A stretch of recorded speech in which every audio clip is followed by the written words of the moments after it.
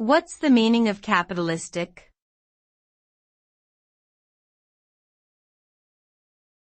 Capitalistic.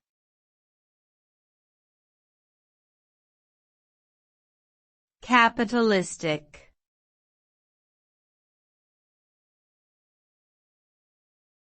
Capitalistic.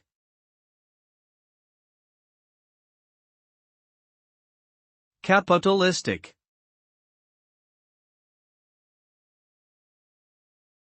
Capitalistic refers to an economic system where the means of production and distribution are privately owned and operated for profit.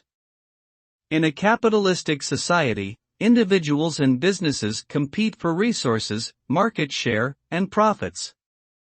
This can result in economic growth, innovation, and efficiency, as well as income inequality, social stratification, and exploitation of labor and the environment.